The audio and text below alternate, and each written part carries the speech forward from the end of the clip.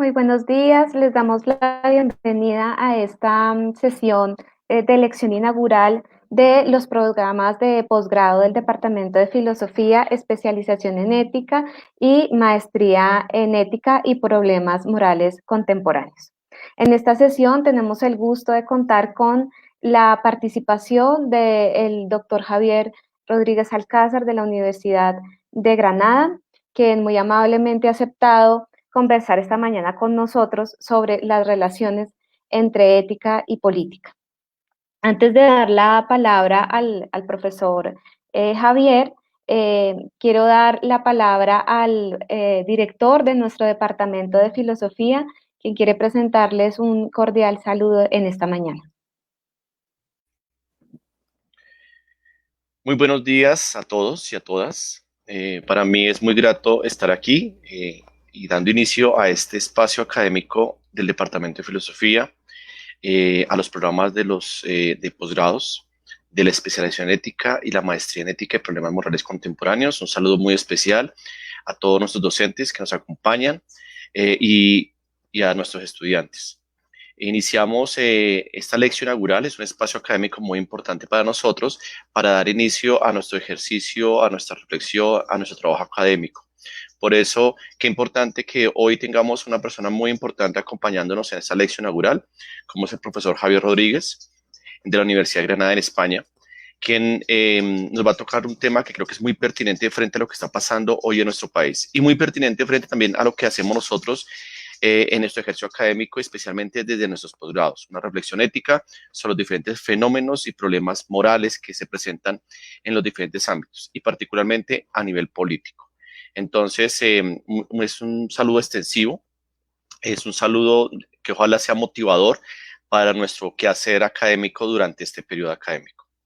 Muchas gracias y esperamos que este espacio realmente contribuya a fortalecer y a generar una serie de reflexiones con respecto al papel que tenemos, no solamente como estudiantes de los posgrados, de la especialización en ética, la maestría en ética y problemas morales contemporáneos, sino también a nuestro papel como ciudadanos.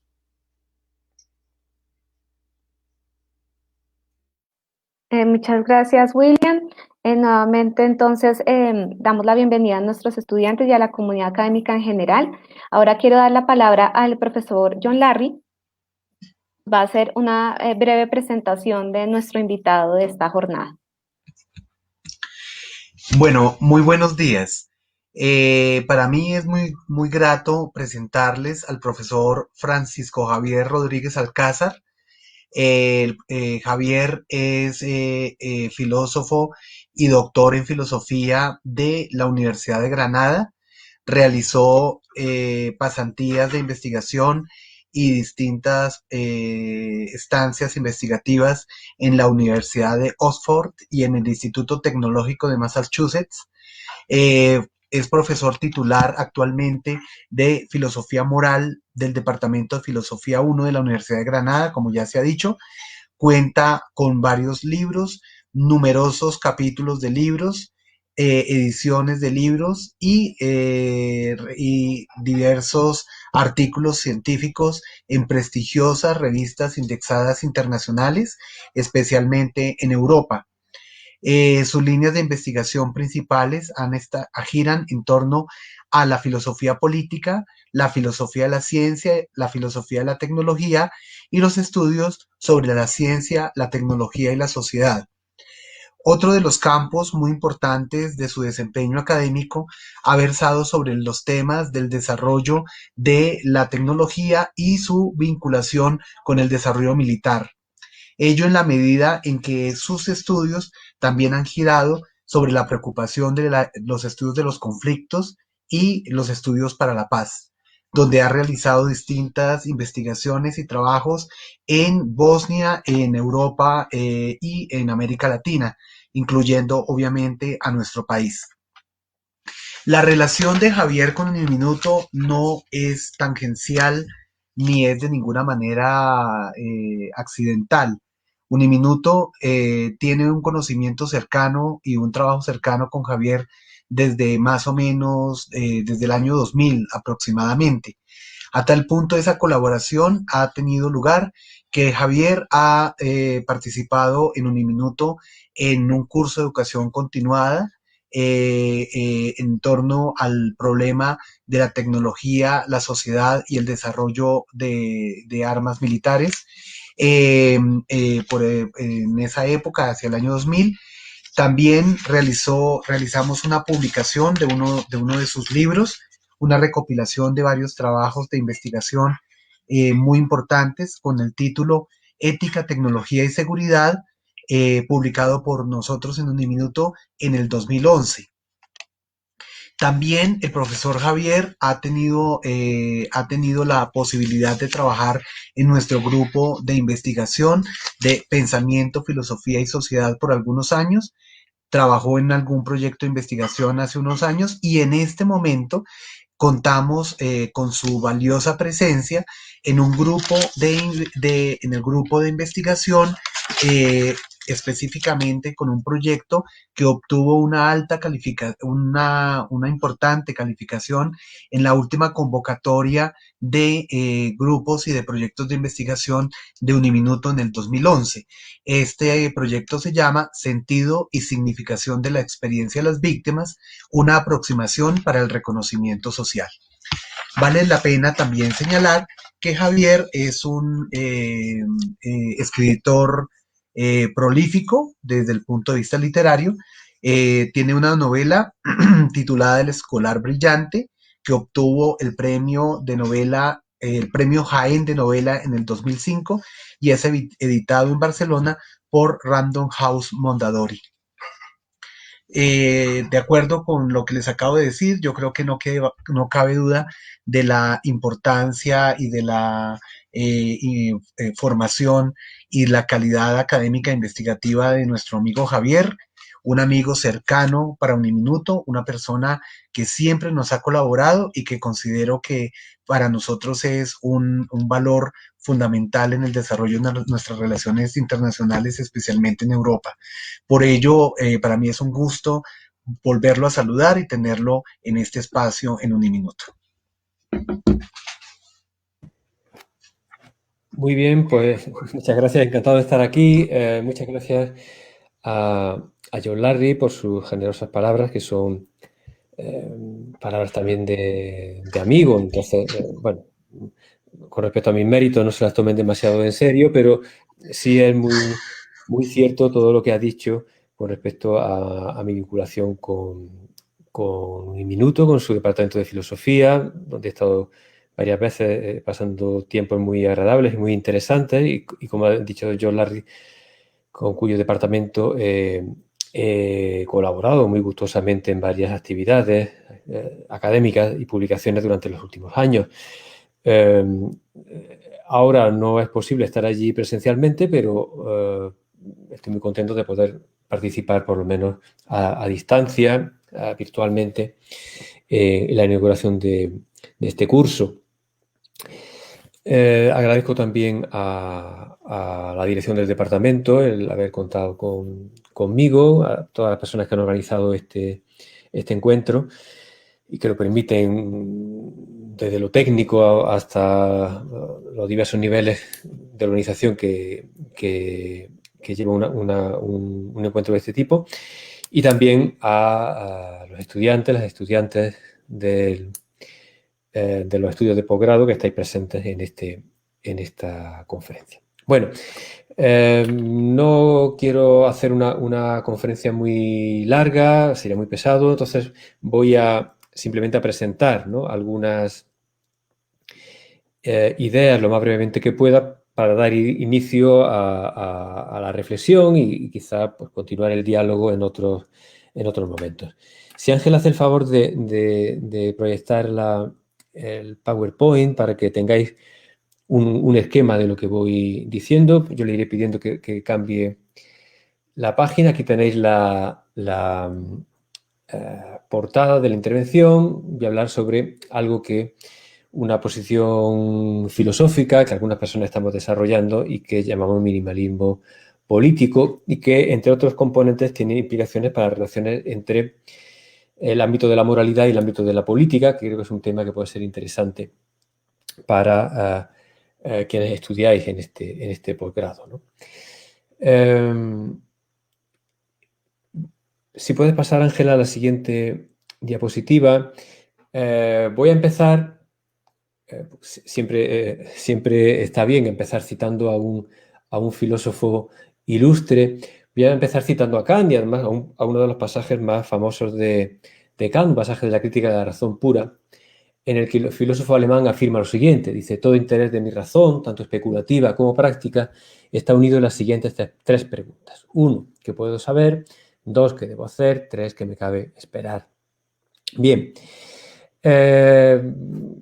aquí se podrían comentar muchas cosas, pero yo me voy a centrar sobre todo en algo que quizá no siempre llame la atención, pero que a mí me parece muy llamativo, y es la formulación muy individualista de las tres preguntas. Es decir, Kant se refiere a tres problemas que toda filosofía pretendería resolver en última instancia, y las tres se formulan como tres preguntas que un pensador único, racional, y dicho sea de paso, masculino, pero en fin, sobre eso no vamos a hablar hoy, pues se plantea a sí mismo, ¿no? Vamos a centrarnos en la segunda pregunta: ¿qué debo hacer? Kant, en ese pasaje de la Crítica de la Razón Pura, la describe como meramente práctica y moral. Así, un resultado de ese individualismo ilustrado kantiano sería la reducción de la razón práctica a la moralidad, o al menos una cuasi reducción de la razón práctica a la moralidad, o una clara primacía de la moralidad dentro de la razón práctica. Esto es un punto de vista bastante popular y compartido a lo largo de la historia de la filosofía. Sin embargo, ahora, de forma quizá un poco impopular por mi parte, señalaré que tiene algunos problemas, ¿no? En cualquier caso, por ahora voy a señalar que en esta formulación kantiana parece que cualquier sujeto colectivo, cualquier comunidad, cualquier nosotros, se ha desvanecido como sujeto del cuestionamiento. Después veremos que incluso cuando Kant habla sobre política, al final la pregunta viene a ser una pregunta acerca del posicionamiento moral del individuo con respecto al ámbito de la política, más que lo que pues yo consideraré que es una genuina pregunta política. Una consecuencia de esto es que para Kant, como para la mayoría de los pensadores de su tradición filosófica, la política se subordina a la ética. Otra consecuencia es que, como señala, por ejemplo, Bernard Williams en un libro póstumo suyo del año 2005, In the Beginning Was the Deed, ahí señala Bernard Williams que con planteamientos como este, el de Kant y otros filósofos morales, la filosofía política se convierte en un capítulo de la ética aplicada. Esto es una frase de Williams, ¿no? Aquí la filosofía política se está convirtiendo en un capítulo de la ética aplicada. Y estas serían las tesis centrales de lo que Williams llama moralismo político, es decir, la subordinación de la política a la ética y la subordinación de la filosofía política a la filosofía moral, hasta el punto de que la filosofía política se convierte en un capítulo, dice, de la ética aplicada.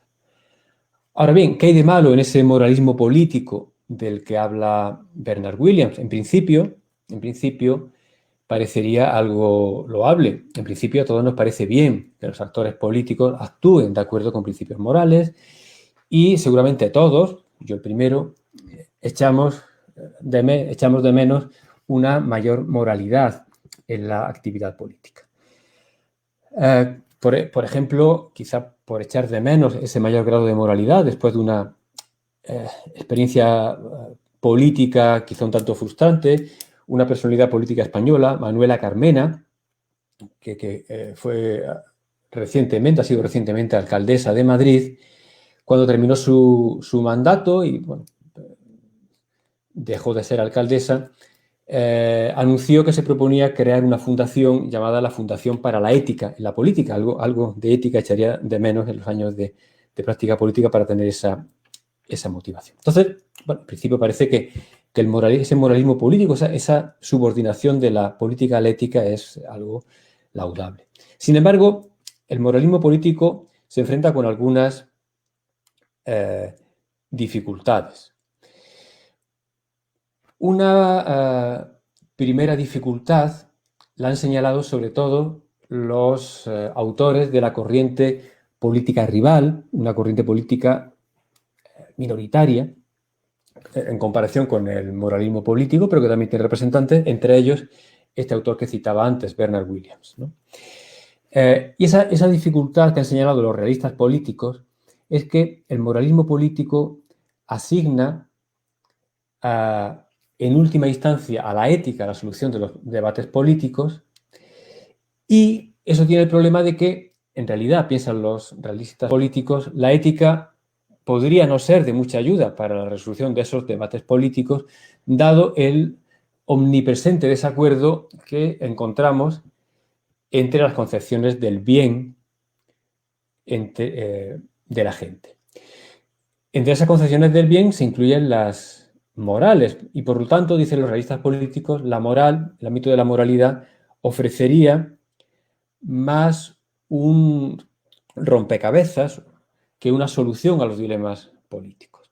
En concreto, ofrecería el rompecabezas la dificultad de cómo manejar esa pluralidad de convicciones morales que coexisten en muchas sociedades. Es decir, buscamos la solución, o parecemos buscar la solución a los problemas políticos en la moralidad, y lo que encontramos es que la moralidad lo que nos aporta realmente es un problema muy gordo, que es el problema de la gente no se pone de acuerdo con respecto a sus concepciones morales, y hay que ver eso cómo lo armonizamos. Este es un punto que señala, aparte de Williams, pues por ejemplo, otro autor, Galston, en alguno de sus artículos, ¿no? A esto los defensores del moralismo político han respondido que es dudoso que los principios políticos sean más adecuados que los principios morales para resolver desacuerdos, si por resolver entendemos no el sentido de facto de cómo zanjamos de hecho una cuestión, sino un sentido normativo, es decir, el sentido de dar una respuesta acerca de qué partido en una disputa tiene razón. Este es un punto que han desarrollado, por ejemplo, dos autores, Leader Maynard y Worsnip, en un artículo reciente del año 2018 en la revista Ethics, una respuesta al realismo político. A esto los realistas, a su vez, han replicado que si bien siempre es posible realizar una evaluación moral de los procesos y los resultados políticos, eso no implica que esa evaluación sea la más relevante. Y en particular, los realistas afirman que, dado que los enigmas políticos a menudo se desarrollan en ausencia de altos niveles de acuerdo moral, una solución moral a esos problemas no sería de mucha ayuda. Bueno, este es un ámbito de dificultad entonces del moralismo político y un ámbito de enfrentamiento que podemos retrotraer en la historia muy hacia atrás, pero como veis sigue vivo en publicaciones de los últimos años, ¿no?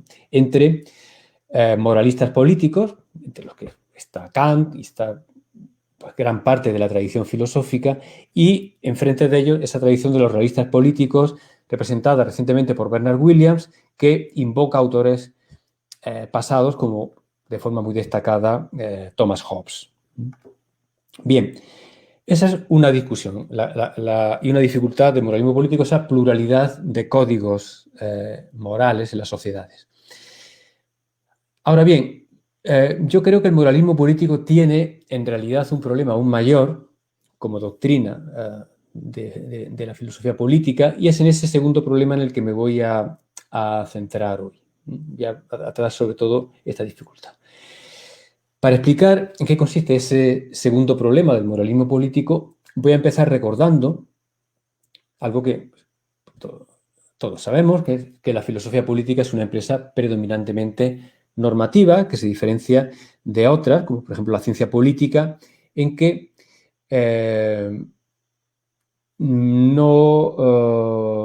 la ciencia política, la sociología, ¿no? En que no nos interesa simplemente saber qué entiende la gente por política, sino por ejemplo, qué es realmente la política o qué deberíamos entender por política. O también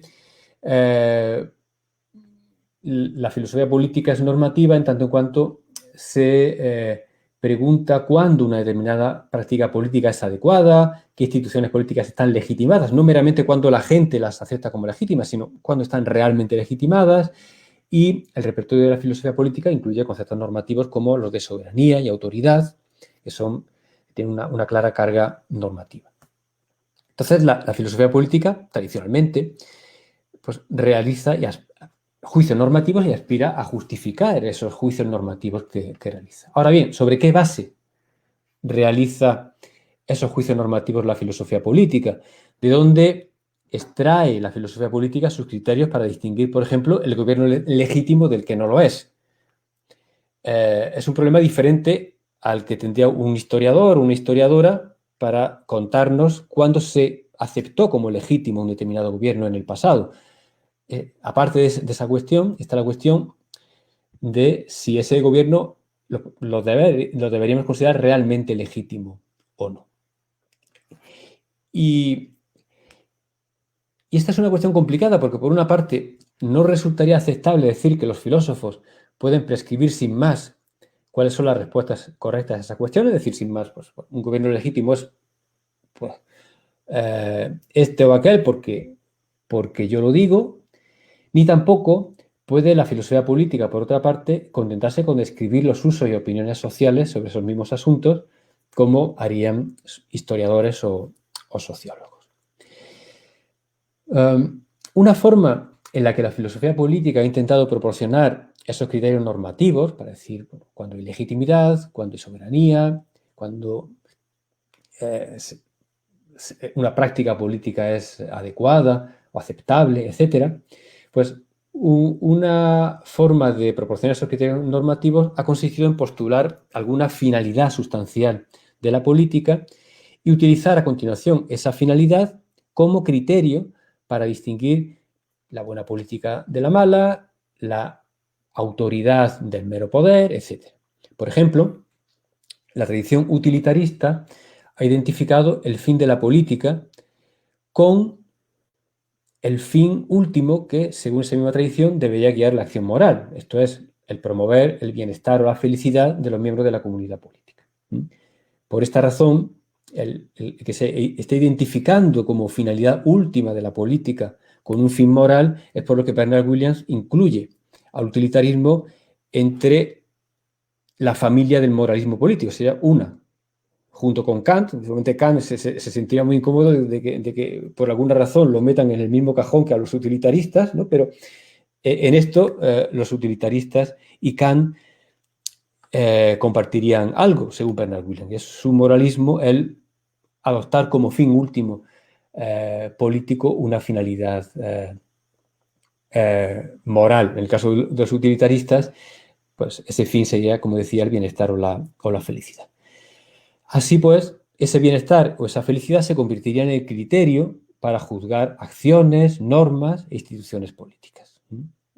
Sería el criterio con el que podemos juzgar la legitimidad. Por ejemplo, cuando Hume, ¿no? en un texto muy famoso en el que critica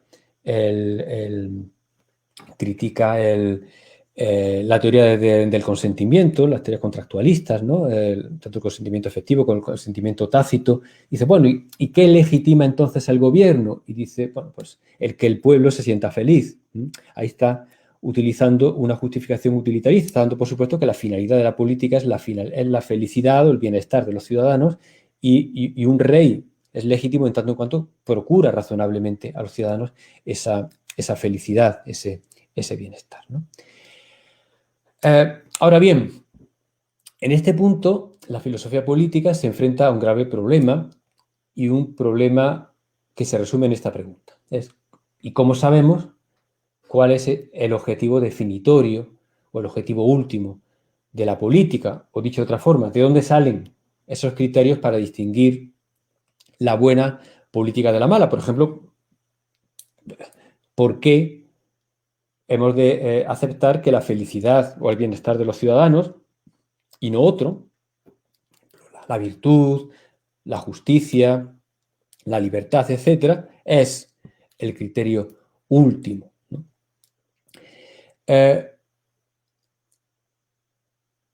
Este sería lo que en alguna literatura se ha llamado el problema de la justificación de los modelos normativos. Y,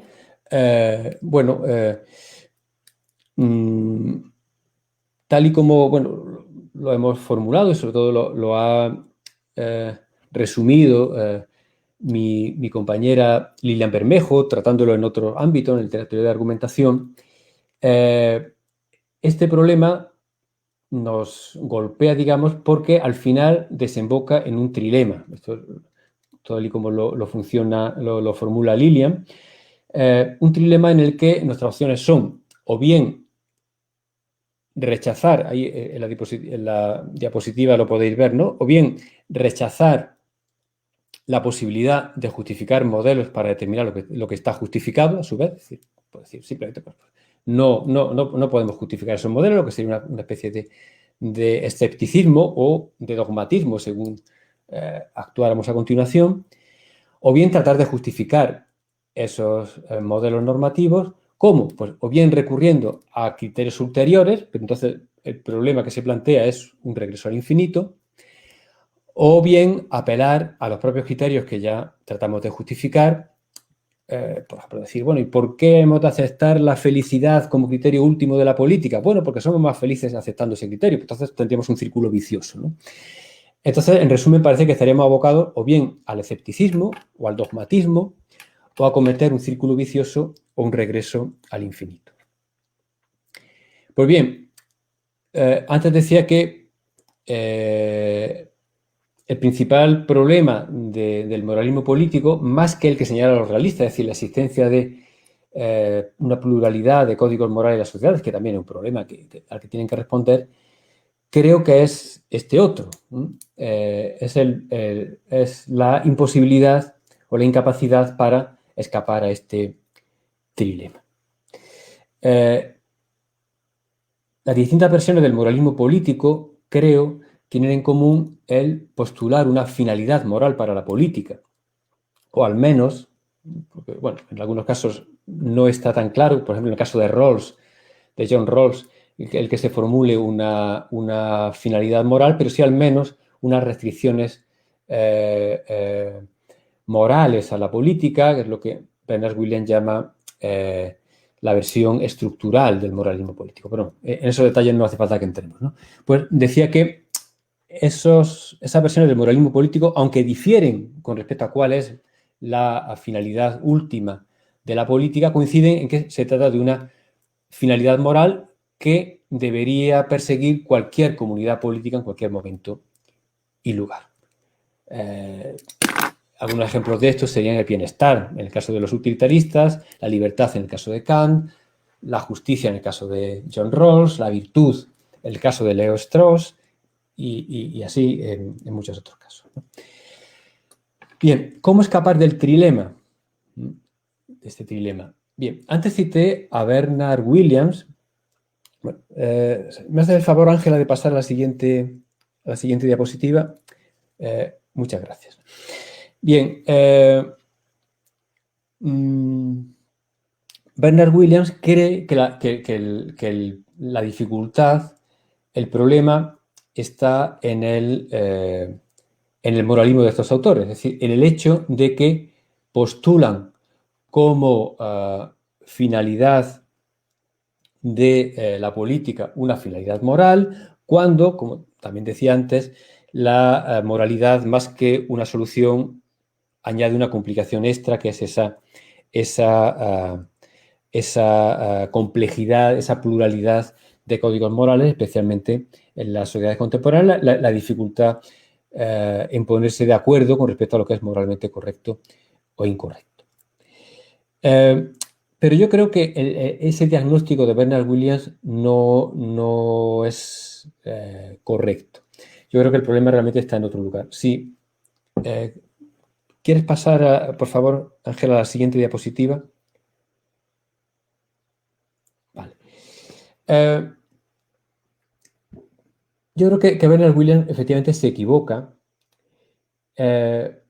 porque su solución es sustituir la finalidad moral que postulan los moralistas políticos por otra, una que él identifica como genuinamente política. Es decir, la política no está subordinada al logro de ningún fin moral, sino al logro de un determinado fin que es intrínsecamente político. Y de esa forma mantendríamos la autonomía del ámbito de la política con respecto al ámbito de la moralidad. ¿Cuál es ese ese fin. Bernard Williams no utiliza la palabra fin, pero lo podemos traducir al vocabulario de los fines o podemos, en cualquier caso, identificar cuál es el elemento esencial o sustancial que hay aquí.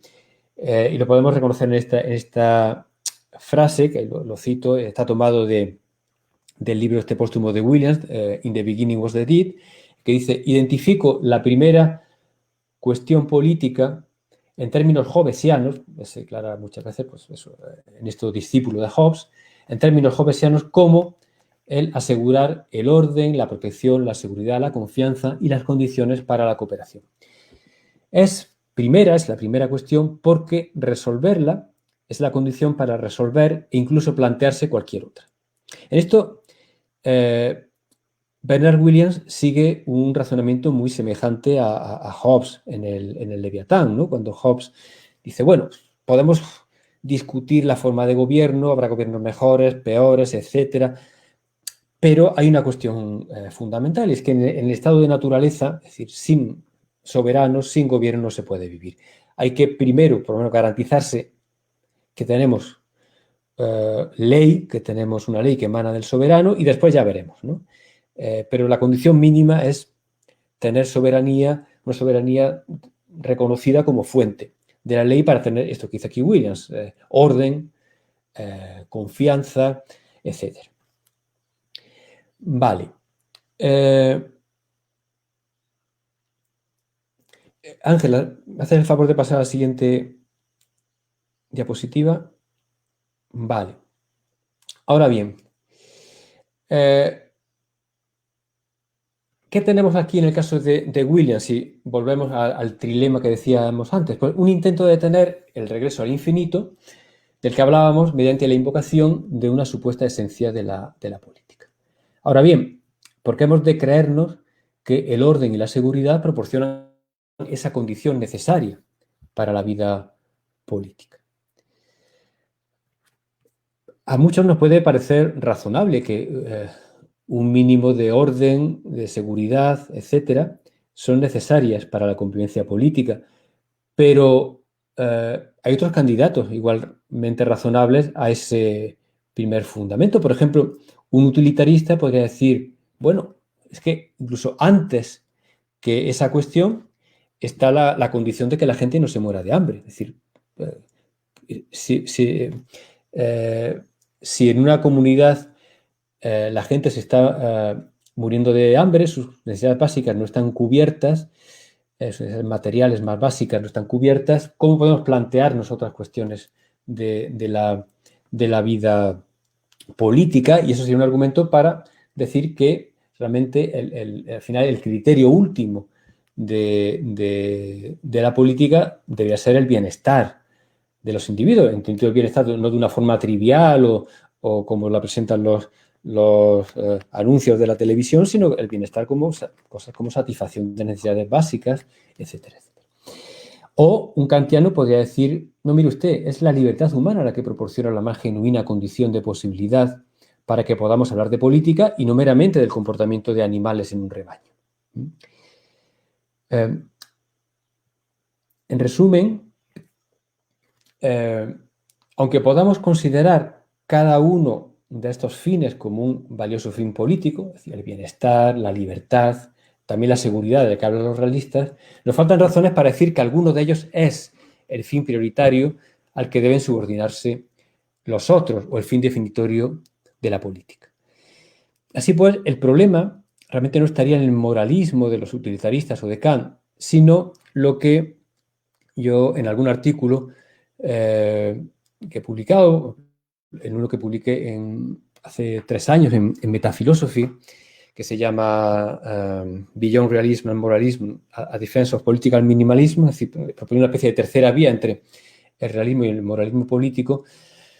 Pues ahí hablaba yo de que el problema no es tanto el moralismo, sino el sustancialismo y el instrumentalismo comunes, en realidad, a los moralistas y a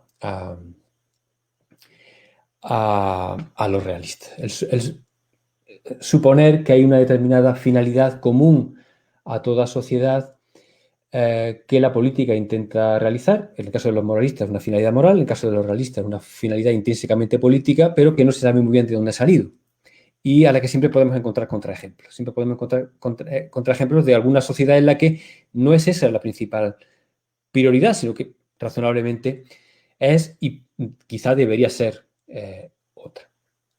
Bueno, entonces, creemos, tanto Lilian como yo, Lilian Bermejo, con la que trabajo en estas cuestiones, como yo, creemos que tanto los realistas como los moralistas pues, no dan una solución adecuada, ¿no?, a la cuestión de la justificación de los modelos normativos de la filosofía política, y venimos de hace algún tiempo trabajando en una alternativa que llamamos minimalismo político. Ángela, si puedes, por favor, pasar a la siguiente. Vale. En realidad, este proyecto del minimalismo político forma parte de un proyecto más amplio que, bueno, no tengo tiempo de contar aquí, desde luego, pero bueno, os pongo este mapa para que veáis un poco en qué estamos trabajando y por qué esto tiene cierta unidad, ¿no? De izquierda a derecha, si seguís ese esquema, iríamos de la mayor generalidad hacia la mayor concreción o aplicación, y ahí hay una lista de temas. Con este proyecto pasa como con la serie de Star Wars, de la Guerra de las Galaxias, que seguramente conoceréis, en la que las películas han ido apareciendo en un cierto orden, pero la historia tiene un orden distinto. Es decir, que no siempre el capítulo posterior cuenta lo que ha pasado después. A veces hay capítulos posteriores que cuentan cosas que pasaron antes, ¿no? Pues aquí ha pasado algo así, ¿no? Que este mapa de trabajo lo vamos desarrollando.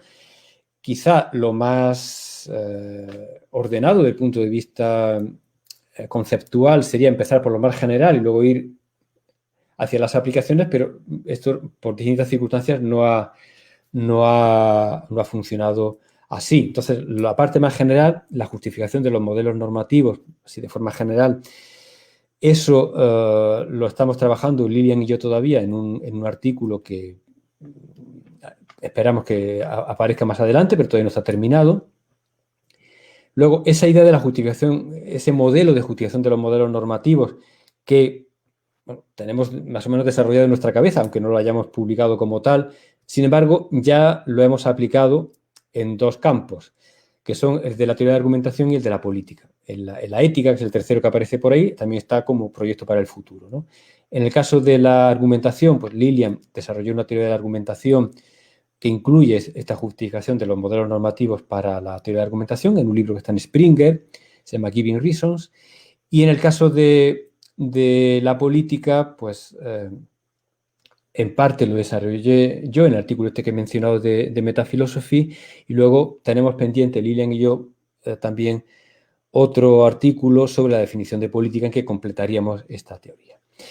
Y luego vendrían diversas aplicaciones de ese minimalismo político a distintos campos, aparentemente muy disparejos, muy diversos, ¿no?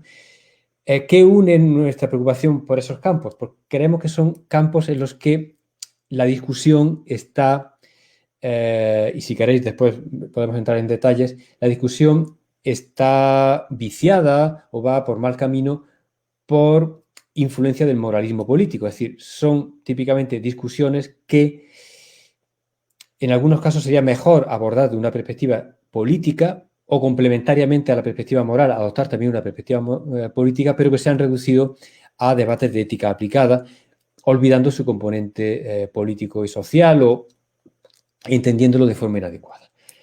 ¿Qué campos son esos? Pues uno es el de la mejora humana, sobre el que yo he publicado un par de artículos pues, discutiendo la literatura sobre ética de las tecnologías de mejora humana y defendiendo que un enfoque más político sería más adecuado para abordar eso.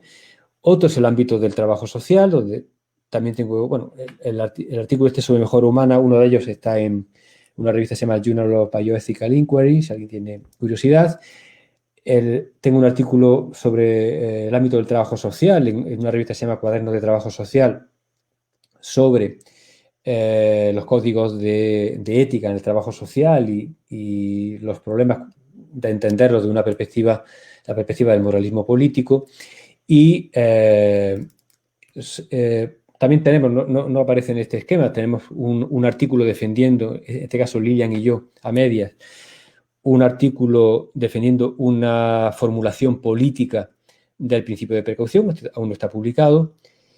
Y también tenemos, aún sin publicar, pero seguramente aparecerá pronto, una revista que se llama Philosophy and Technology, un artículo sobre el ámbito de la inteligencia artificial, en particular sobre el tema de los vehículos sin conductor humano, los vehículos autoconducidos, llamados autoconducidos automáticos, y también definiendo una aproximación política y social a esa cuestión frente a la tendencia a reducir el asunto a una cuestión de ética aplicada y más aún a la reducción al esquema de los problemas del tranvía. En fin, eso es una cuestión en la que no voy a entrar. De nuevo, si alguien tiene curiosidad lo vemos después, pero en fin, yo creo que ahí hay una aplicación interesante de nuestra perspectiva, esta del minimalismo político. Bueno, dicho eso, para situar un poco el contexto de lo que estamos trabajando, también por si entre quienes nos están escuchando hay personas interesadas en alguno de estos temas y quiere luego o en algún momento entrar en contacto y tener más discusión sobre el asunto, pues dicho esto, ahora paso a contar un poco, rápidamente al menos, qué es eso de lo que llamamos el minimalismo político. Si Ángel hace el favor de seguir adelante. Bueno,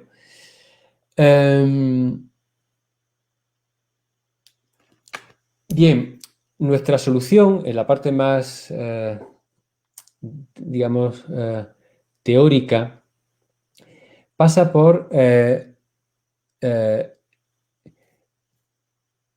reconocer la existencia de lo que llamamos fines constitutivos, no instrumentales, sino fines constitutivos de una determinada práctica. Estos son fines que no son opcionales en una práctica.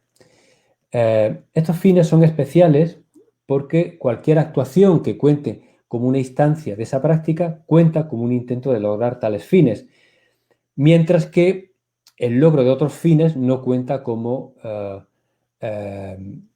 digamos, esencial a la práctica. Por ejemplo, yo puedo jugar al ajedrez para ganar dinero, o puedo jugar al ajedrez para diversión, por diversión, o para entrenar ciertas capacidades, pero ninguno de esos es el fin constitutivo del ajedrez. Son fines que yo tengo cuando juego al ajedrez.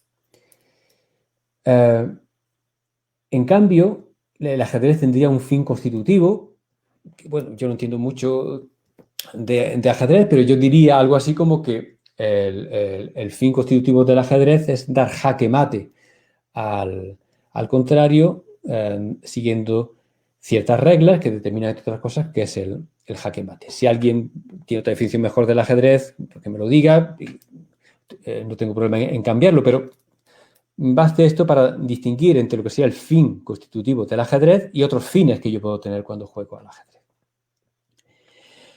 Alguien puede decir, bueno, eso es lo que pretenden tanto los realistas políticos como los moralistas políticos cuando postulan que la finalidad de la política es la seguridad, en el caso de los realistas, o la felicidad, por ejemplo, en el caso de los utilitaristas.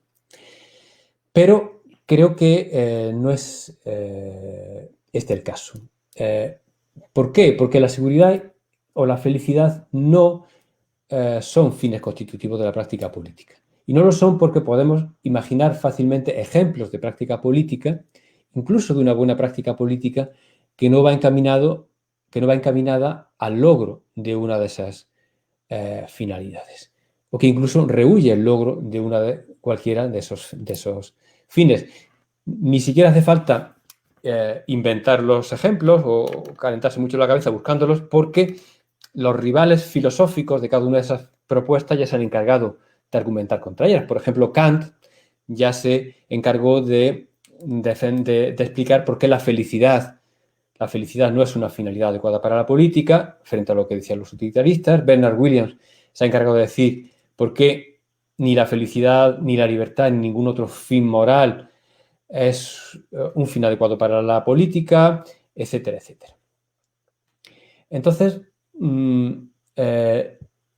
a partir de ahí podemos constatar que es perfectamente concebible la práctica política sin referencia a cada uno de esos fines que hemos mencionado hasta ahora, lo que nos lleva a sospechar que ninguno de ellos es un buen candidato para ser considerado el fin constitutivo de la política. Ahora bien, el que esos no sean buenos ejemplos de fines constitutivos no quiere decir que no haya fines que sí sean constitutivas de ciertas prácticas. Por ejemplo, en su libro, Lillian mostró que el fin constitutivo de la práctica de afirmar es decir la verdad. La práctica de afirmar es una práctica cuyo fin constitutivo es decir la verdad. ¿Por qué? Porque no podemos concebir una práctica que podamos llamar adecuadamente afirmar y que no consista o que no tenga como fin decir la verdad. Esto no quiere decir que todo el que afirme diga la verdad. Por eso podemos establecer la distinción entre afirmar correctamente y afirmar incorrectamente. Quien afirma algo verdadero logra el fin constitutivo de la actividad. Quien afirma algo falso sigue afirmando algo, pero lo que afirma simplemente es falso. Así pues, hay actividades como afirmar cuya mera realización no garantiza el logro de su fin constitutivo, aunque tienen un fin constitutivo. En esto, esas prácticas se diferencian como otras prácticas, como montar en bicicleta o prometer, cuya mera realización sí consigue el logro de su fin constitutivo. Por ejemplo, para decir con propiedad que alguien monta en bicicleta, basta con verlo mantenerse sobre la bicicleta, aunque no llegue a ningún lado. Para que alguien prometa, basta con que se comprometa a algo, aunque luego no lo cumpla. En cambio, repito, el mero afirmar no garantiza que digamos la verdad, a pesar de que la verdad es el fin constitutivo de la actividad. Y finalmente, una actividad como afirmar, una actividad que es una práctica constitutivamente normativa, tiene una tercera característica. No es solo que tenga un fin constitutivo, no es solo que realizar la actividad no garantice el logro de ese fin constitutivo. Además, podemos decir que ese fin solo se puede alcanzar mediante la ejecución satisfactoria de la práctica. Por ejemplo, no podemos decir la verdad preguntando, ni montando en bicicleta, ni insultando. Es decir, no podemos hacerlo mediante la instanciación de esas prácticas, aunque sí podamos decir la verdad al mismo tiempo que insultamos o que montamos en bicicleta. En resumen, por sistematizar un poco lo que he dicho últimamente, hay ciertas prácticas que cumplen tres condiciones. Primera, tienen un fin definitorio. Esto lo cumple en realidad cualquier tipo de actividad que podamos caracterizar como intencional. En segundo lugar, segunda condición, la mera realización de la práctica no equivale al logro de su fin definitorio. Y en tercer lugar, solo es posible lograr ese fin mediante la ejecución satisfactoriamente de la práctica. Ese tipo de prácticas las llamaremos prácticas constitutivamente normativas. Hay multitud de conductas, actividades y prácticas que no lo son. Por ejemplo, ahora mismo me acabo de dar cuenta de que mientras hablaba estaba moviendo el pie, mi pie izquierdo, adelante y atrás, ¿no? Esa conducta de mover sin darme cuenta del pie mientras hablo no cumple la primera condición, por tanto no es una acción, es una mera conducta. Como he dicho antes, prácticas como montar en bicicleta o prometer no cumplen la segunda condición y por tanto tampoco son constitutivamente normativas. Y finalmente, hay prácticas como contar chistes que cumplen las condiciones 1 y 2, pero no son constitutivamente normativas porque no cumplen la tercera. ¿Por qué? Porque podemos lograr el fin de contar chistes, es decir, a hacer reír a la gente por medios distintos a la práctica misma. Por ejemplo, yo puedo contar un chiste para hacer reír a mis interlocutores y puedo conseguir que mis interlocutores se rían, pero no como consecuencia del chiste, que igual no les hace ninguna gracia, sino por la forma en que estoy vestido. Entonces, como les he hecho reír, pero no a través de la práctica, no se estaría cumpliendo la tercera condición. Entonces, en resumen, tenemos prácticas que cumplen esas tres condiciones. Una es la práctica de afirmar, otra que ha estudiado Lilian, mi compañera Lilian Bermejo Luque, en su libro, es la práctica de la argumentación y, en fin, no voy a extenderme en por qué la argumentación sea una práctica constitutivamente normativa. Lo que aquí nos interesa es que otro ejemplo de práctica constitutivamente normativa, a nuestro juicio, es la política. La política tendría la peculiaridad de ser una práctica constitutivamente normativa. Y, me adelanto a decir algo que diré después, la filosofía política sería también una disciplina normativa, en tanto en cuanto su objeto es describir esa práctica constitutivamente normativa, que es la política. ¿Por qué decimos que la política es una práctica constitutivamente normativa? Entonces tendrá que cumplir... Ángela, si por favor puedes pasar la diapositiva siguiente. Vale. Entonces, ha de cumplir las tres condiciones que mencionaba antes. En primer lugar, esta práctica ha de tener un fin definitorio. Ya hemos visto los intentos de seleccionar ese fin definitorio como la felicidad o como el orden en distintas tradiciones. ¿Y por qué consideramos que esos intentos son fallidos? En mis artículos sobre minimalismo político y en los que estamos preparando Lilian y yo, proponemos que el fin definitorio de la política es, damos varias formulaciones, no vamos a ser menos que Kant, que da varias formulaciones del imperativo categórico, nosotros damos varias formulaciones más o menos equivalentes, ¿no?, de esto. Pero bueno, una forma de decirlo es decir que el fin definitorio de la política es responder a la pregunta ¿qué hacemos? Con lo cual, a diferencia de Kant, que decía ¿qué debo hacer? Y hablaba solo de un individuo, recuperamos el plural, recuperamos el nosotros, ¿no? Entonces, el fin definitorio de la política es responder a la pregunta ¿qué hacemos? Eso dicho en la formulación más general. Si nos aprietan un poco más, diremos responder a la pregunta ¿qué hacemos? Con respecto a los fines de la comunidad y los medios para conseguir esos fines. Y si nos aprietan un poco más, diremos, bueno, que esa comunidad es una comunidad que se auto-reconoce como tal, en fin, desarrollamos un poco más la cosa. Pero bueno, de forma breve, el fin definitorio de la política es responder a la pregunta ¿qué hacemos? O dicho de otra forma, es realizar los fines de una comunidad política dada. Segunda condición. Bueno, y un pequeño apunte. Entonces, ¿y por qué llamamos a esta posición minimalismo político, esta expresión tan rara? Entre otras razones, porque no intenta imponer desde la filosofía cuáles son esos fines de la comunidad política. Cada comunidad política tiene derecho a tener sus propios fines. Segunda condición, decíamos, la mera realización de la práctica no equivale al logro de su fin definitorio. Es decir, es posible fracasar en el intento. ¿Qué pasa cuando no se realiza el fin definitorio? Pues en ese caso seguimos haciendo política, pero hablaríamos de mala política. Es decir, hay aquí dos distinciones. Una distinción entre ser una práctica política o no serlo, hacer política o no hacer política, y luego, una vez que hacemos política, que sea buena política o mala política. Y hablaríamos de mejor o peor política en la medida en que esos fines se realizan en mayor o menor grado. Y este criterio sería la fuente para la definición de nociones como las de corrección o legitimidad política. Es decir, una determinada institución, una forma de gobierno, etcétera, se legitimaría en tanto se pueda presentar como el mejor medio para conseguir los fines de una determinada comunidad política. Y tercera condición, decíamos, solo es posible lograr ese fin mediante la ejecución satisfactoria de la práctica. Es decir, toda práctica encaminada al logro de los fines de una comunidad constituida como tal, lo consideraremos una instancia de política. Y de esta forma tenemos una ampliación que a mí me parece muy conveniente de lo que entendemos por comunidad política. Es decir, una comunidad política no es solo el Estado.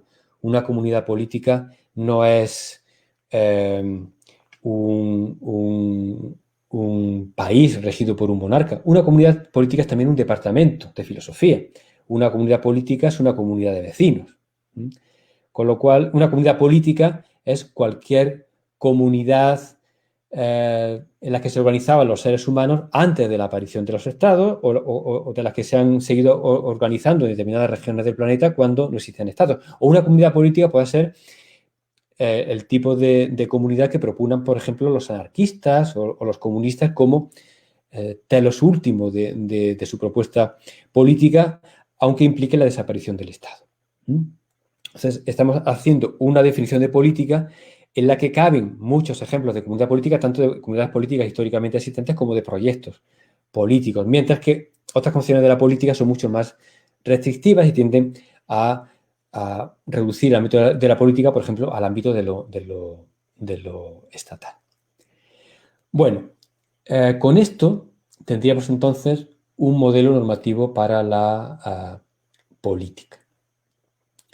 Como decíamos antes, un problema tradicional de la filosofía política es explicar de dónde salen sus criterios y recomendaciones, y nuestro modelo pretende solucionar ese problema, el problema de la relación entre el ser y el deber ser político, entre la descripción y la normatividad, al entender, como he dicho antes, la filosofía política como la descripción de una práctica que es ella misma normativa y que tiene un fin constitutivo que se puede realizar mejor o peor, y que es la realización de los fines de cada comunidad política. Y ya para terminar, creo que me estoy extendiendo demasiado, así que voy a ir ya muy rápido y voy a intentar terminar ya. Ángela, por favor, puedes pasar a otra diapositiva. Vale. Resumiendo algunos elementos de nuestra posición, algunos ya lo he señalado, tendríamos una alternativa al sustancialismo político compartido tanto por realistas políticos y por moralistas políticos. Esta alternativa sería el minimalismo político, en la que hemos definido la política brevemente como el intento de responder a la pregunta ¿qué hacemos?, aunque luego las formulaciones puedan ser un poquito más complejas. Vemos la política como un ámbito de racionalidad instrumental colectiva, por tanto que hay una búsqueda de los medios más adecuados para satisfacer los fines de cada comunidad. Nuestra definición de política no incorpora elementos como el Estado o la democracia, que serían medios contingentes, formas diversas de organizarse para intentar realizar esos medios. Y finalmente, ¿no? Por volver al tema con el que iniciaba la charla y que yo creo que es especialmente relevante para el estudiantado, ¿no?, de estos cursos, ¿no? La cuestión, ¿cómo entendemos la relación entre ética y política? Entre, bueno, ética, moralidad y política por un lado, y luego a nivel metafilosófico entre filosofía moral y filosofía política. Bueno, desde nuestro punto de vista,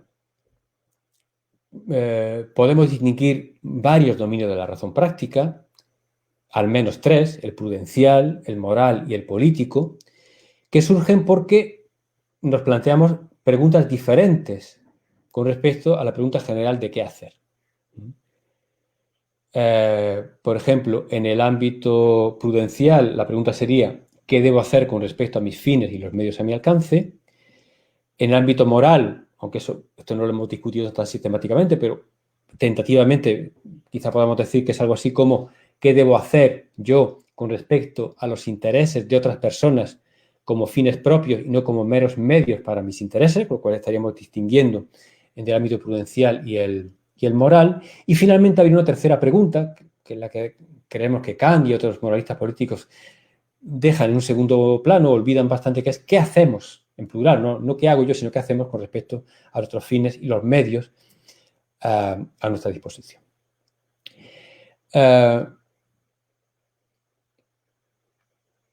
Así pues, realmente cualquier decisión o acción puede evaluarse realmente desde una perspectiva prudencial, moral o política. Es decir, no estamos eliminando ninguna de las tres perspectivas y podemos, ante una acción cualquiera, o una práctica o una institución, podemos evaluar si son una buena respuesta o no a una cuestión prudencial, moral o política. Lo que nosotros reivindicamos es que la pregunta política no puede reducirse a la pregunta moral.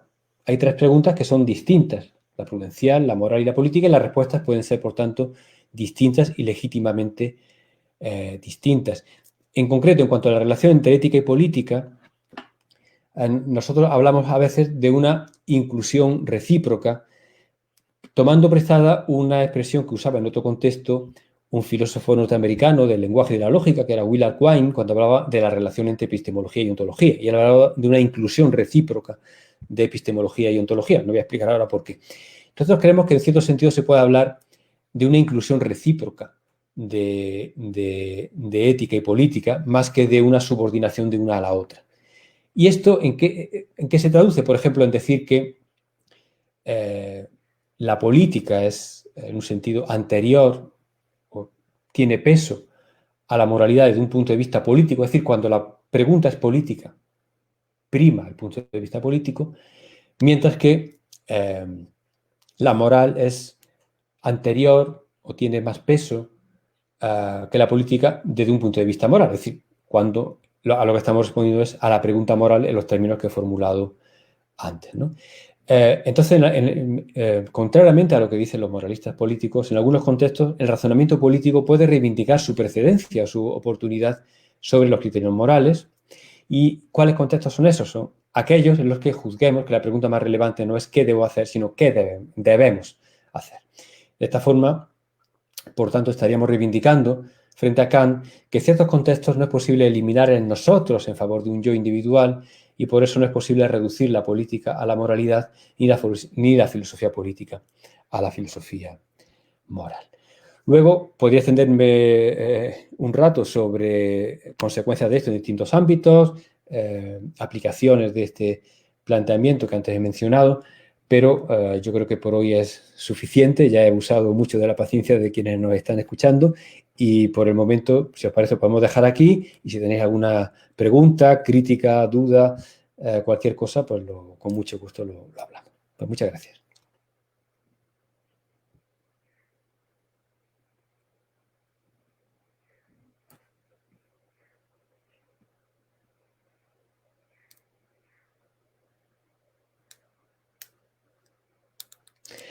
Bueno, una cosa, veo que alguien en los... Sí, hay como unos comentarios ya. Sí, en los comentarios hace una pregunta, vamos a ver si la sé contestar. Dice Diego Solano, creo que se llama. Dice, me pregunto qué lugar ocuparía la sátira política frente a las tres condiciones de las prácticas constitutivamente normativas. Bueno, no sé si entiendo muy bien la pregunta, pero bueno, yo lo que se me ocurre es lo siguiente, es decir, naturalmente la vida política de una comunidad no se reduce a sus cauces formales de gobierno, de representación, etcétera, etcétera. Como he dicho antes, ni siquiera se puede decir que el ámbito de lo político se identifique con el ámbito de lo estatal. Sí que el ámbito de lo político se relaciona con la búsqueda de medios para mejorar la convivencia. Y en ese sentido, seguramente la sátira política, en fin, es un género al que que me resulta muy querido porque, como sabe John Larry, pues yo publico artículos en un periódico y muchas veces mis artículos tienen artículos sobre temas de la actualidad política, ¿no? Y mis artículos suelen tener, no siempre, pero a veces un tono bastante satírico, ¿no? Por ejemplo, me meto mucho con el alcalde de Granada, que se llama Luis Salvador, un alcalde que a mí no me gusta mucho cómo procede, y como se llama de apellido Salvador, y es y es nuestro alcalde, porque vive en Granada, yo lo llamo nuestro Salvador, ¿no? Y bueno, pues en ese tono podéis imaginar que la cosa es no muy seria. Yo creo que efectivamente la sátira política y el que se permite la sátira política cumple una función muy, muy especial junto a otros medios de mejora de la práctica política, en tanto en cuanto expone a los que ejercen la responsabilidad política, por ejemplo, la responsabilidad de gobierno, en el caso de un Estado, con su gobierno, o de un ayuntamiento, de una ciudad, lo expone a que la gente les recuerde que quizás se están apartando de los fines que realmente la gente tiene, que hay una distancia entre la finalidad de la práctica política formal y los intereses de la gente, o que hay una distancia entre los medios que están poniendo esos actores políticos y los medios que la ciudadanía considera oportuno. Y a veces esos medios son tan inadecuados que la forma más eficaz de ponerlos al descubierto efectivamente es la sátira. Por ejemplo, el alcalde de Granada, el que yo llamo nuestro Salvador, pues entre sus primeros pasos para realizar un programa verde en la ciudad, que iba en su programa y lo anunció como tal, programa verde y tal, y un cinturón verde y demás, lo primero que hizo fue arrancar 200 árboles, ¿no? Entonces, claro, no hay que tener mucha imaginación para hacer una sátira a partir de eso, ¿no? Y claro, pues la gente pues utiliza esas armas para poner desnudos, ¿no? A veces las prácticas políticas, no como no políticas, es decir, arrancar árboles desde el ayuntamiento no deja de ser política, pero hay criterios para juzgar, por ejemplo, que esa es mala política, ¿no? Tanto en cuanto hay una contradicción, por ejemplo, en este caso, entre los fines y los medios. En fin, no sé si con esto respondo muy bien a lo que preguntaba Diego, pero lo que se me ocurre, ¿no? Mercedes Maldonado, ¿cuál es su mirada de nuestro entorno político nacional? Bueno, a mí la política colombiana me interesa mucho y he estado muchas veces en Colombia, pero la verdad es que no me atrevo a ahondar mucho en este asunto porque no me considero un buen conocedor, ¿no? de la política colombiana. Seguramente la conozco peor que cualquiera de los que están escuchándome en este momento. Hombre, yo recuerdo las primeras veces que yo fui a Colombia eran años muy duros en cuanto a la violencia, ¿no? Estaban muy activas grupos armados como las FARC, que en un momento determinado se desmovilizaron. Estaba el problema del narcotráfico, que se solapaba con el de la guerrilla, ¿no? Y bueno, incluso como miembro que yo era entonces de un instituto de investigación en Granada, el Instituto de Paz y Conflictos, pues realizamos incluso alguna tarea de mediación y de colaboración en la reinserción de algún miembro que había dejado el ELN, el Ejército de Liberación Nacional, y había ido a la cárcel y que se vino a estudiar a la Universidad de Granada y demás. Entonces, pues, tuve conocimiento. Yo creo que en algunos elementos me da la impresión de que la situación política en Colombia ha mejorado. En otros creo que no tanto, ¿no? Que hay problemas que tanto en Colombia como en España pues están muy presentes. Y bueno, si algo puedo aportar claro, yo aquí lo que he venido a presentar no es un análisis filosófico o un análisis directo de realidad política, sino una tesis metafilosófica bastante general acerca de la naturaleza de la política. Pero si algo creo que puedo aportar a esto que me pregunta Mercedes, es el recordatorio de que la política no son solo las grandes ideologías. Antes he descrito la política como como un ejercicio de racionalidad instrumental, es decir, de poner los medios más adecuados para los fines. Y eso implica tanto la discusión más ideológica, más filosófica, incluso acerca de qué fines debemos perseguir, como cuestiones a veces muy pragmáticas acerca de cómo, más ingenieriles, si se quiere, acerca de cómo organizar los medios más adecuados para realizar esos fines. Y a veces hay tradiciones políticas y filosóficas que tienden a minusvalorar un componente o el otro, ¿no? Hay quizás concepciones más ingenieriles que ponen el énfasis únicamente en los medios y olvidan que la ideología es inevitable y la discusión más general, pero también hay posiciones más ideologizadas que olvidan que muchas veces la suerte de la empresa política está en la realización efectiva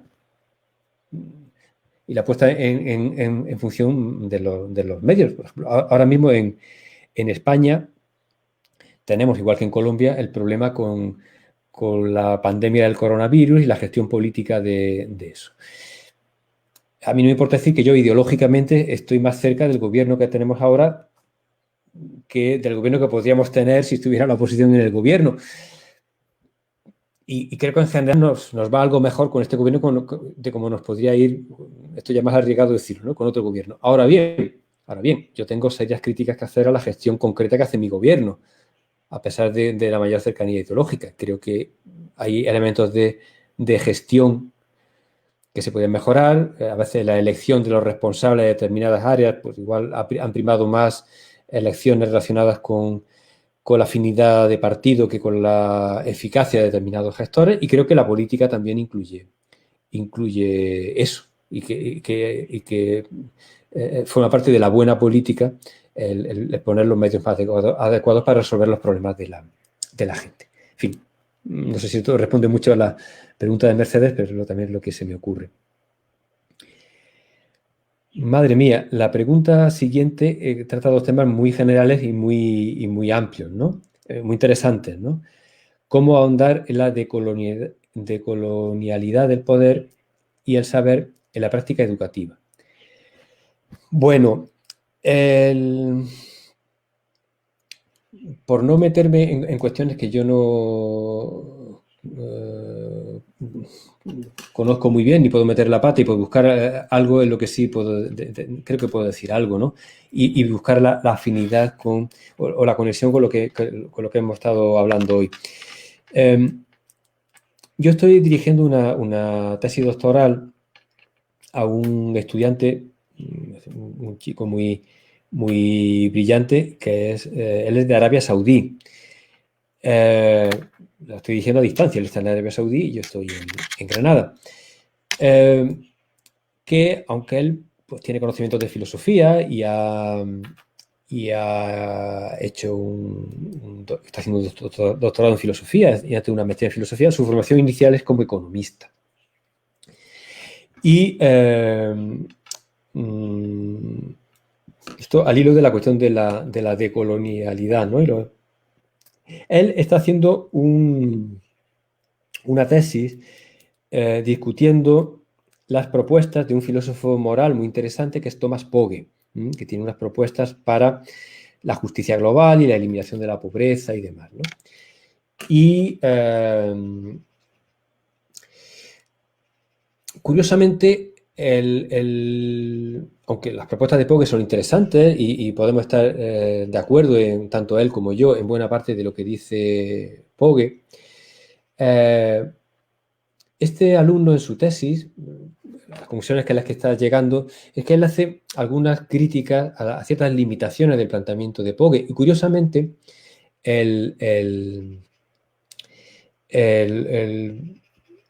la fuente principal de la insatisfacción de este doctorando con las tesis de Pogge es considerar a Pogge un moralista político, en el sentido de lo que hemos estado viendo hoy, es decir, ver las limitaciones del moralismo político en distintos terrenos. Era un terreno en el que a mí no se me había ocurrido aplicar estas ideas, pero él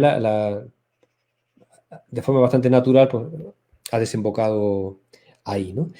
Y entonces él está usando los estudios postcoloniales a partir de autores como Edward Said, el análisis que hace Edward Said sobre el orientalismo, por ejemplo, pues a partir de ahí está cogiendo un hilo de crítica a ese planteamiento de Pogge, que, insisto, tiene ideas muy interesantes y desde luego un fin muy loable, que es instaurar una justicia global, reducir las desigualdades, la pobreza y la injusticia en el mundo. Pero este chico, Hussain, está convencido de que el planteamiento es insuficiente porque una perspectiva moral sobre el asunto o excesivamente teñida de elementos morales como es la de Pogge es insuficiente. Naturalmente que es importante hacerse la pregunta moral de qué obligaciones tengo yo, tiene cualquiera, con respecto a la gente que vive en condiciones de pobreza extrema en el mundo.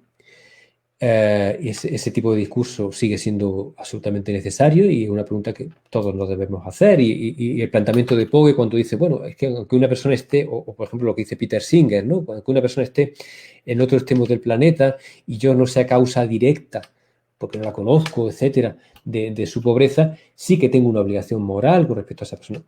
Ese planteamiento es muy interesante, pero Hussain dice, cuidado porque ahí podemos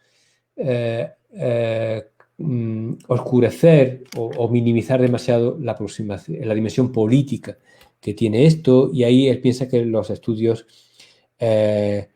postcoloniales, es decir, desenmascarar las causas de la pobreza en la historia del colonialismo, el hablar de obligaciones no solo morales entre individuos, sino también obligaciones políticas entre países, organizaciones, hablar de la adecuada organización política del mundo para que la justicia no sea solo una cuestión de el buen corazón de alguien que decide dar dinero para los pobres, sino de criticar las instituciones políticas globales que crean unas asimetrías e injusticias en el comercio global, etcétera, etcétera, que producen determinados problemas, y eso cómo se podría solventar. Entonces, él añade esa perspectiva que viene desde los estudios postcoloniales y la reflexión sobre el colonialismo, el orientalismo, etcétera, etcétera, de autores como Edward Said y otros más recientes, ¿no? Edward Said ya queda un poco atrás, ¿no? Pero inaugura una tradición interesante. Añadir eso a la perspectiva más cerrada de la ética aplicada en relación a la pobreza, que es una perspectiva, insisto, muy necesaria, pero quizá insuficiente, es decir, necesita complementarse con un análisis político. Bueno, Brian Sebastián Carreño pregunta, si el Estado de la democracia en su papel de contingencia termina afectando colectivamente, afectando colectividades minoritarias, ¿cómo se debe responder o cómo puede restablecerse su relación? Bueno, aquí entramos en una temática compleja y no sé si acabo de entender bien la pregunta, ¿no? Pero voy a intentar.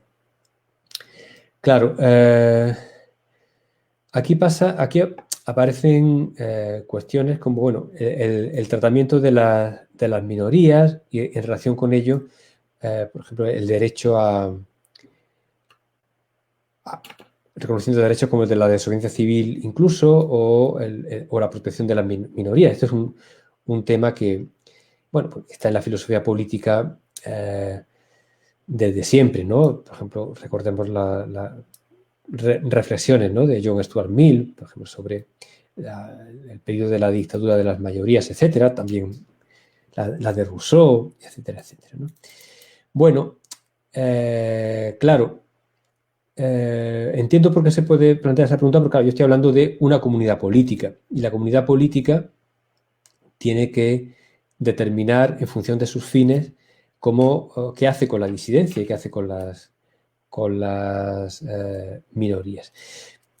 Igual que esencialmente no viene dado que el Estado, por ejemplo, tampoco viene dada en un planteamiento como el mío, la regla de las mayorías como algo autojustificado. Es decir, no se puede decir que la democracia o la buena práctica política responda simplemente a la decisión de las mayorías. Responde a la satisfacción de los intereses de la comunidad. Y esa comunidad, que insisto, puede ser la que coincide con los límites de un Estado, pero puede ser comunidades más pequeñas, comunidades preestatales, es la de que, de alguna forma, que tampoco lo prescribe mi planteamiento, porque es un planteamiento a otro nivel, tiene que determinar cuáles son las reglas de decisión y por qué, por ejemplo, puede ser interesante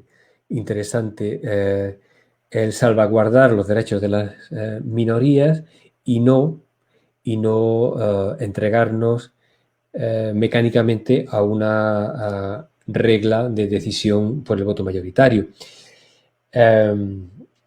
Esto lo aborda, por ejemplo, Rawls en la teoría de la justicia a través del planteamiento del velo de la ignorancia. Es decir, si no sabemos si nos va a tocar en el futuro ser parte en ese experimento mental, ¿no? Ese experimento que no es una situación real, ¿no? Pero si en ese experimento mental no sabemos si nos va a tocar ser parte del bando mayoritario o minoritario en una sociedad, pues quizás veamos conveniente el tomar medidas que protejan a los grupos minoritarios o a los disidentes, porque quizá en algún momento nos veamos a nosotros mismos o a nosotras mismas como parte de ese grupo minoritario que considera injusta una ley aprobada por la mayoría. Y aunque estemos incluso en una sociedad más o menos justa, como dice Rawls, democrática, etcétera, etcétera, quizá deberíamos, en ese caso, prescribir que esa sociedad debería ser al menos benevolente, ¿no? con esas posiciones minoritarias siempre y cuando no pongan en peligro la supervivencia misma de la comunidad política. Y yo simpatizaría bastante con ese planteamiento, quizá con la diferencia, volviendo al tema de la charla de hoy, de que Rawls le da un tinte más moralista a esto, es decir, su justificación al final echa más mano a una justificación de índole moral a partir de la idea de justicia.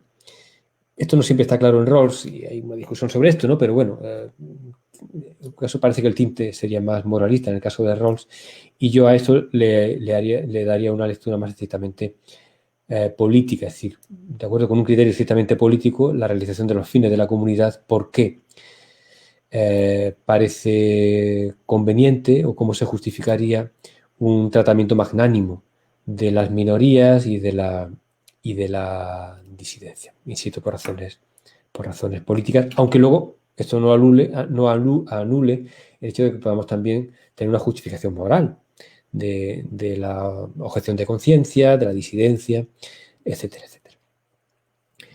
Bueno, esto con respecto a los comentarios que he visto por aquí. No sé si alguien más tiene alguna pregunta o alguien quiere decir algo. Javier, tenemos unas preguntas que me han hecho llegar al WhatsApp. Entonces, quería comentarte, bueno, por una parte, ya quisiera yo preguntarte, esto sí es una inquietud mía, cuando veo tu propuesta del minimalismo político, y nos dices, bueno, la política será normativa en la medida en que persiga o cumpla con esos fines de la comunidad.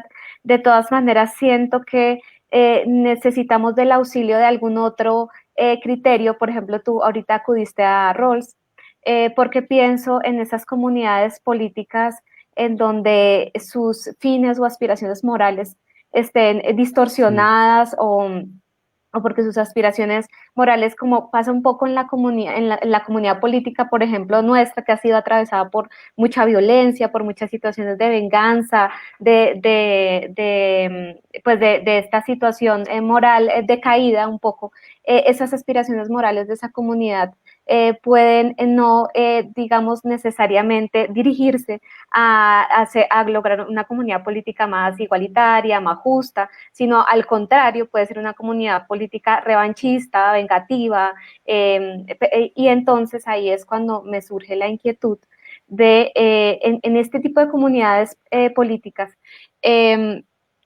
pareciera que uno necesita, en el marco de lo que hoy nos presentas, el auxilio a algún otro criterio, como quienes proponen, usemos como criterio la voz de las víctimas, usemos como criterio una posición original, usemos como criterio bueno, las ideas de igualdad y libertad del republicanismo. Entonces, ¿cómo tú verías esta situación desde tu propuesta del Te agradezco feminismo mucho político? la pregunta porque me ayuda a clarificar algo que por razones de tiempo no he introducido. Efectivamente, sería muy problemático decir, bueno, sin más, la política de realización de los fines expresos, digamos, de una comunidad política en un momento determinado, ¿no? Claro, los fines expresos de una comunidad política en un momento determinado puede ser exterminar a los judíos o invadir a la pérfida Albión que a Inglaterra, ¿no? Que nos ha agredido o no sé, perseguir a tal grupo que identificamos como una amenaza porque ha habido una campaña de desinformación o lo que sea, ¿no? Entonces, claro, cuando hablamos de los fines de la comunidad política no pueden ser sin más aquello que la gente respondería si un día le preguntaran con una encuesta llamándolos por teléfono a la casa de cada uno o incluso si pudiéramos leer el cerebro de los individuos en un día determinado, ¿no? Claro, y por eso tampoco la idea de fines de la comunidad política va vinculada en mi propuesta con algún procedimiento concreto de averiguar, como por ejemplo votar y que lo que salga de la votación. A veces de las votaciones pueden salir cosas terribles. Entonces, ahí, claro, la idea es que forma parte del debate político el hacer un ejercicio que podemos llamar, si queréis, hermenéutico con respecto a cuáles son los fines reales de una comunidad política, por debajo de lo que la gente dice o siente en un momento determinado, ¿no? Si me preguntas por mi impresión de cuál es el resultado de ese ejercicio hermenéutico y antropológico, pues seguramente sería que en general el resultado va a ser algo parecido o algo muy cercano si hablamos de una comunidad política grande, no de un departamento pues tendrá fines más coyunturales que generalmente vendrán dados por la normativa de las universidades y demás. Pero si hablamos de una comunidad política grande, de un país, etcétera, pues seguramente esos fines que en último término podemos reconstruir a partir de la vida de la gente, de sus conductas y tal, seguramente será algo bastante cercano a las listas habituales de necesidades humanas básicas, de derechos fundamentales y cosas así. Claro, luego hay un debate complejo acerca de cuáles son esas necesidades básicas, cuáles son esos derechos fundamentales, si son permanentes, si van cambiando. Mi impresión es que las necesidades básicas cambian muy poco o nada, aunque sí pueden cambiar la prioridad entre ellas, pues dependiendo del contexto, ¿no? Eso es algo que decía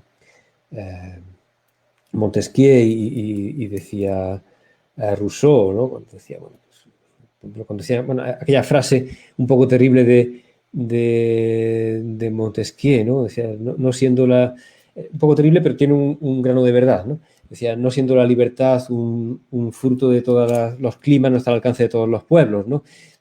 Eso tiene una lectura terrible, pero tiene una lectura benévola, y es decir, mire usted, las necesidades de distintos pueblos, los distintos pueblos pueden tener distintas prioridades, porque no es lo mismo un pueblo cuyas necesidades materiales estén cubiertas, por ejemplo, porque tenga mucho petróleo, pero no tenga libertades y vive en una dictadura, que un pueblo que le pase al revés, que tenga un Estado de Derecho, pero tenga pobreza de recursos, ¿no?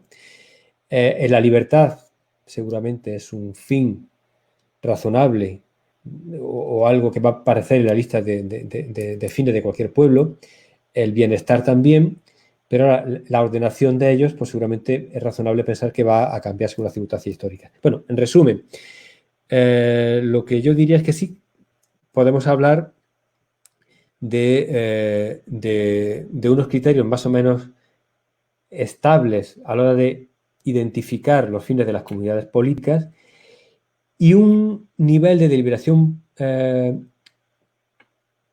pública en el que, por ejemplo, podemos argumentar cosas como las siguientes. Ustedes, no sé, miembros de la burguesía aria alemana en el año 34, creen que su prioridad como nación es eliminar a los judíos, por ejemplo. Pero eso solo porque en el fondo ustedes lo que quieren es no sufrir las penosas condiciones económicas de la República de Weimar, no sufrir la inflación, la pobreza y tal, y alguien les ha convencido a ustedes de que la culpa de eso lo tienen los judíos. Entonces, realmente, ahí podemos convertir lo que parecía un debate sobre fines en un debate sobre medios. Es decir, no, mire ustedes objetivamente, con datos, con información, etcétera, están equivocados si creen que la solución de sus problemas pasa por exterminar a los judíos. Los medios más adecuados para resolver, para alcanzar sus fines más profundos, pues comer todos los días,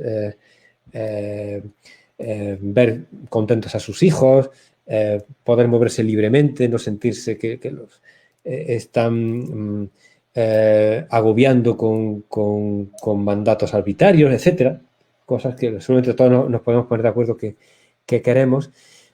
Sus verdaderos fines están ocultos, ¿no? Y se están confundiendo con lo que en realidad son malos medios para esos fines.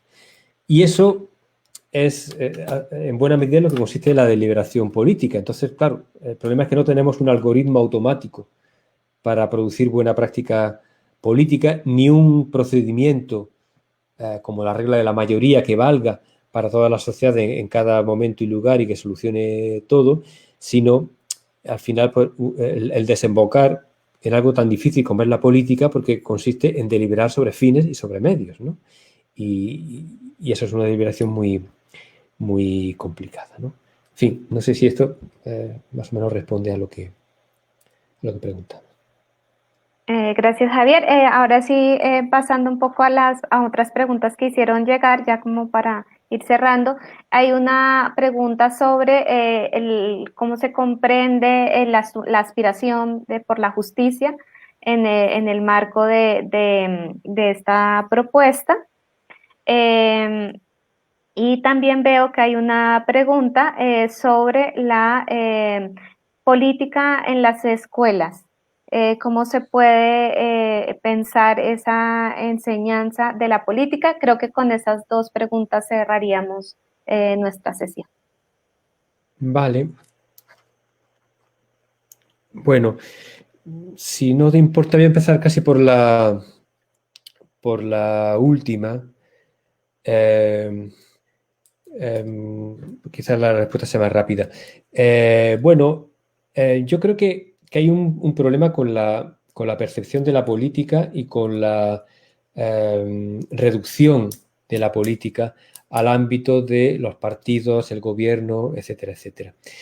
A quienes venimos de la filosofía y tendemos a ver la política con una perspectiva más amplia, a veces nos choca la reacción de la gente. Por ejemplo, yo a veces he ido a dar alguna conferencia en facultades de ingeniería y me he encontrado, cuando yo hablaba sobre cuestiones de filosofía de la tecnología y de la gestión democrática de las tecnologías y cosas de ese tipo, y me he encontrado con una actitud de rechazo de los estudiantes y las estudiantes, sobre todo los estudiantes, porque por lo menos en España casi todos los que estudian ingeniería son varones, ¿no? En una proporción bastante alta, ¿no? Pero bueno,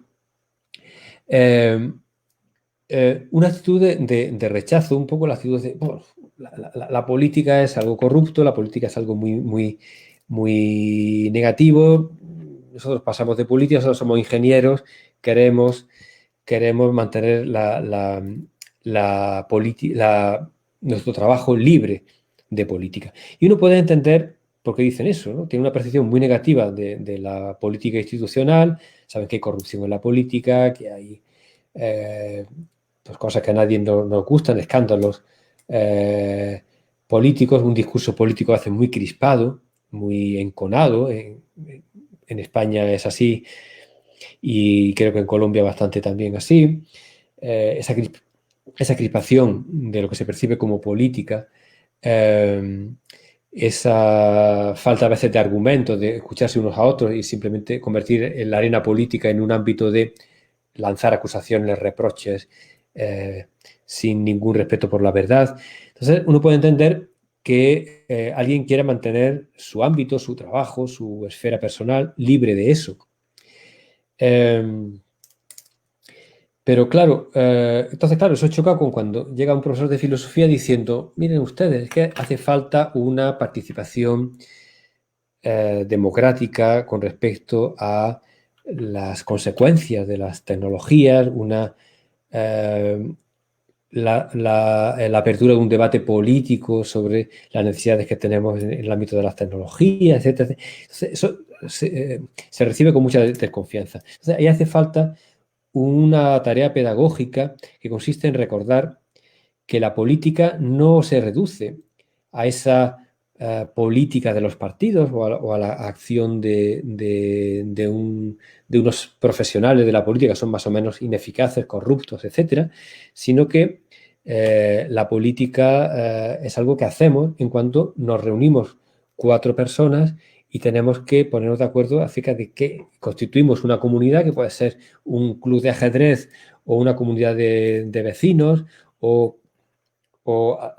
bueno, anoche estaba con Lilian en una terraza y al lado había un grupo de unas 12 personas discutiendo sobre qué medidas tomaban para luchar contra la contaminación de un espacio natural que hay en el sureste de España, se llama el Mar Menor, que está muy contaminado. Entonces esa gente se había reunido allí, se habían citado y estaban discutiendo qué acciones iban a hacer para llamar la atención y movilizar a la gente para evitar la degradación del Mar Menor y evitar una contaminación terrible que hay allí y demás, ¿no? Esa gente se estaba constituyendo en una comunidad política, no sé cómo se llamarán, pero una comunidad política de gente que lucha por el futuro del Mar Menor. Entonces la política es eso. Yo a veces, en algún texto mío de divulgación, digo lo siguiente, la política es para los humanos como el agua para los peces, ¿no? Uno puede entender que un pez se queje de que el agua está demasiado fría o que está demasiado turbia, pero un pez no puede pretender vivir sin agua. Cambia de agua, mejora el agua, pero pasa a vivir en el agua. Los seres humanos somos seres políticos, ya lo decía Aristóteles, lo dice muchos después, somos seres políticos, es decir, la política es algo en lo que inevitablemente nos vemos inmersos, nos guste más o nos guste menos, y no participar en política también es una decisión política al final. Entonces, yo creo que la enseñanza de la política en las escuelas tiene que empezar por ahí, por contar a la gente que la política es todo aquello que hacemos cuando tenemos que coordinarnos con otras personas, que esa coordinación es inevitable porque nadie vive solo ni sola en el mundo, y que si lo que no nos gustan son determinadas prácticas políticas, determinadas instituciones políticas, pues tenemos la responsabilidad de intentar cambiarlas, pero lo de irse a vivir a una isla desierta pues está complicado y no es muy agradable. Entonces, pues, con la política tenemos que convivir y tenemos que desarrollar instrumentos que la educación puede proveer para mejorar esa práctica política. Eso con respecto a la pregunta de la enseñanza de la política. Con respecto a la aspiración a la justicia, bien, evidentemente la justicia es un elemento, es un fin político fundamental, ¿no? Pues al principio de la teoría de la justicia, John Rawls dice la famosa frase esta, ¿no? De la justicia es la primera virtud de las instituciones políticas o algo así, ¿no?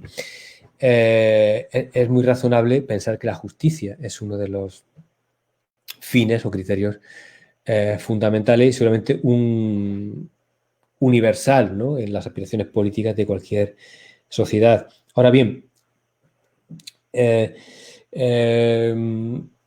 que tener el cuidado de evitar el peligro de por ejemplo, como antes explicaba, ¿no? Quizá el peligro que detecta este doctorando Hussain en los escritos de Thomas Pogge de reducir la cuestión política de la justicia a una visión exclusivamente moral de la justicia. Entonces hay un elemento moral en la idea de justicia, la cuestión de cómo yo me comporto de forma justa con respecto a otros individuos. Es una pregunta ineludible que no podemos evitar hacer, ¿no? O cuando yo me pregunto, bueno, ¿me están tratando con justicia o injustamente, ¿no? Y lo miro desde el punto de vista de la conducta individual de otra persona con respecto a mí. Y luego está la cuestión de la justicia en el ámbito político. En el ámbito político, entonces, la justicia se convierte en uno de esos valores fundamentales que con seguridad, esos fines fundamentales que vamos a reconocer en cualquier sociedad en cuanto hagamos esa hermenéutica de la que hablábamos antes, pero seguramente también sea sea inadecuado, ¿no? Intentar reducir la finalidad de la política en términos de justicia, pues seguramente esa justicia haya que combinarla para tener una reconstrucción adecuada, ¿no? De los fines de una comunidad con otros fines igualmente valiosos, como la libertad, como el bienestar de la gente, el bienestar material, etcétera. Entonces, seguramente sea más adecuado hablar de un entramado de valores presentes en cualquier sociedad humana de cierta entidad, de cierto tamaño, y también de que esas sociedades tienen derecho, y debemos reconocérselo, y históricamente, de hecho es así, a priorizar el peso relativo de esos fines en función de sus circunstancias históricas. Bueno, eso es también lo que se me ocurre por el momento sobre esa pregunta. Muchas gracias, Javier, por tu participación, por responder a nuestras preguntas. Creo que ya por cuestiones de tiempo ya debemos cerrar. También agradecemos a todos nuestros estudiantes y también las personas que participaron en esta sesión, y solo me resta nuevamente agradecer a Javier, invitarlo, por supuesto, a seguir apoyándonos en estos programas de ética que, a pesar de que todo el mundo reconoce que la ética es muy importante y le da un gran valor social, a veces por esos otros imperativos de pensar que son mejores otros programas que den más lucro, más con unas aplicaciones más prácticas, a veces estos programas siempre tienden a estar un poco en la sombra, ¿no? Porque no producen esos resultados que a veces como sociedad esperamos. Y la verdad es que contar con aliados en distintos lugares del mundo, pues siempre es muy importante para estos programas y para mostrar la relevancia social y, en este caso, como hoy pudimos ver, la relevancia política que tienen este tipo de disciplinas. Muchas gracias, Javier. Muy bien. Pues muchas gracias a Uniminuto y al Departamento de Filosofía por la invitación. Realmente, bueno, pues el apoyo es mutuo, es decir, que me alegro si puedo ser de ayuda, ¿no? en el desarrollo de los estudios de filosofía en vuestro entorno. También el poder participar y tener estos interlocutores es una suerte para mí y para mis compañeros. Ya, no solo yo, sino otros compañeros también de mi departamento han colaborado ya con vuestro departamento, y espero que sea así en el futuro y con la maestría. Y bueno, pues yo he estado encantado de contar con vosotros, estar con vosotros. Gracias por vuestra invitación, gracias a los estudiantes. Veo que han seguido produciéndose algunas preguntas más que ya por falta de tiempo pues ya no podremos contestar, pero yo con mucho gusto, si cualquiera de los estudiantes o de las estudiantes que han estado atendiendo a esta conversación, pues me quiere escribir o quiere ponerse en contacto conmigo y seguir el diálogo, en otro momento, pues yo con mucho gusto seguimos hablando y discutiendo en cualquier momento. Muchas gracias a todos. Gracias, Javier. Gracias al profesor John Larry, que nos ha hecho este importante enlace con el profesor Javier, y por supuesto a nuestro director de departamento, el profesor William Romero. Muchas gracias por apoyarnos y por acompañarnos en esta jornada. Muchas gracias. Sí, muchas gracias, Javier, muy amable. Un abrazo desde aquí y desde la distancia, y un agradecimiento muy significativo por el estar acompañándonos en esta lección inaugural. Y a todos los estudiantes de los posgrados, de los diplomados que hacen parte de los posgrados, muchas gracias también por participar, y a todos nuestros docentes. Un abrazo.